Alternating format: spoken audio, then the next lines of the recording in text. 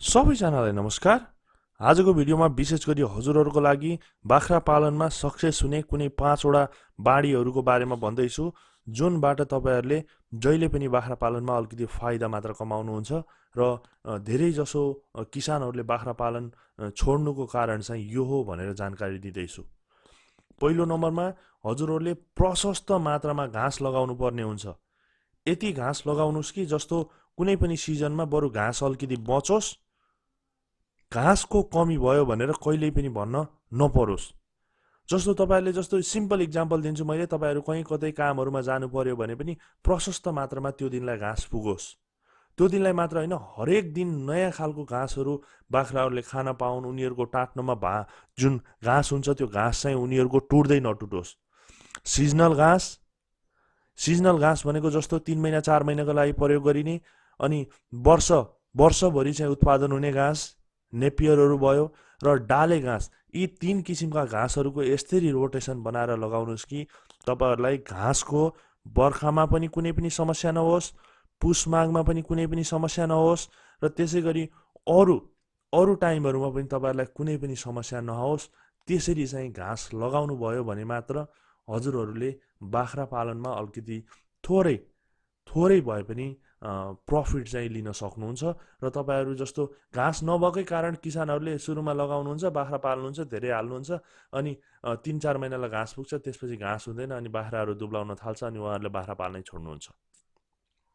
अर्को कुरा के छ भन्दाखेरि केही कुरा नसोच्नुस्, बोयर पाल्छु, यो पाल्छु, सिरोही पाल्छु अथवा जमुना पार पाल्छु, तोतापार पाल्छु भनेर नसोच्नुस्। हाम्रो लास्टको डेस्टिनेसन भनेको के हो त?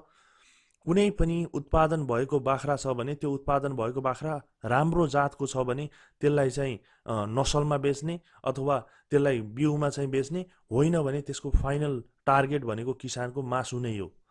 त्यही भएर 75% को कुनै एउटा बोयर बोका लिनुहोस् अथवा 50% को कुनै एउटा बोयर बोका लिनुहोस् र उन्नत जात भनेको गाउँमा पाइने स्थानीय तपाईको रही खाने बाख्रा, तपाईकै गाउँठाउँमा पाइने बाख्रा चाहिँ रोज्नुस्। त्यही बाख्रासँग त्यो 75% को बोयर 50% को बोयर चाहिँ क्रस गराउनुस्। हेर्दाखेरि लोकल जस्तो पाठापाठीहरू जन्मिन्छ, बजारमा सजिलैसँग बिक्री पनि हुन्छ, तर उनीहरूको वेट पनि बढी हुन्छ। तपाईहरुलाई बोयर हो भनेर बेच्न पनि परेन, पुरै लोकल जस्तो ब्रिड आउँछ, त्यही अलिकति वेट बढी आउँछ। त्यसले गर्दा किसानहरूलाई जहिले पनि के हुन्छ त, छोटो समयमा बढी बाख्राको तौल बढ्यो भने फाइदा हुन्छ। र त्यसैगरी अर्को नम्बरको कुरा के छ भन्दाखेरि दाना खुवाएर बाख्रालाई मोटो बनाउँछु, ठुलो बनाउँछु भनेर नसोच्नुस्। तपाईले जति धेरै दाना खुवाउनुहुन्छ त्यति नै तपाईको त्यसमा चाहिँ लगानी हो। त्यो लगानी भनेको जस्तो मानिलिनु कुनै पनि बाख्रा तपाईले घाँस खुवाउनु भएको छ, घाँस खुवाएर अथवा त्यसलाई स्याहार सुसार गरेर 30% देखि 40% त्यसमा लागत लाग्छ भने तपाईहरुले दाना खुवाउनु भयो भने करिब 70 देखि 80% चाहिँ लागत लाग्न जान्छ। त्यही भएर बाख्रा पालन गर्ने सोचमा हुनुहुन्छ भने दाना किनेर बाहिरबाट खरिद गरेर दाना खुवाएर बाख्राहरू ठुलो बनाउँछु, हुर्काउँछु, पाल्छु भनेर चाहिँ नसोच्नुस्। जस्तो ब्रिडरहरू छ भने ब्रिडरलाई अनिवार्य रूपमा यसरी पौष्टिक आहार चाहिँ खुवाउनु पर्छ। नत्र भने सामान्य जति पनि त्यो नर्मल रेसियोको बाख्राहरू छ, नर्मल रेसियोको बाख्रालाई दिनदिनै दाना खुवाएर चाहिँ कुनै पनि किसान धनी भएको चाहिँ छैन, कुनै पनि किसानले फाइदा चाहिँ कमाएको छैन। यो कुरा चाहिँ दिमागमा राख्नु होला। यदि तपाईहरुसँगै प्रशस्त मात्रामा जग्गा छ, 2 बिघा 3 बिघा 4 बिघा जग्गा छ, तपाईहरुको आफ्नै अनाज छ, तपाईहरुको आफ्नै गेडागुडीहरू उत्पादन हुन्छ, तपाईहरुको आफ्नै गहुँ उत्पादन हुन्छ, सबै कुरा आफ्नै उत्पादन हुन्छ भने त्यो बेलामा बेच्न छोडेर तपाईहरुले दाना घरकै रूपमा दाना युज गर्नुभयो बेलामा त्यो बेलामा चाहिँ केही राहत चाहिँ तपाईहरुलाई मिल्न सक्छ। नत्र भने किनेर चाहिँ दाना खुवाएर बाख्रा नपाल्नु होला। घाँसलाई जो फोकस गर्नुस् भन्न खोजेको।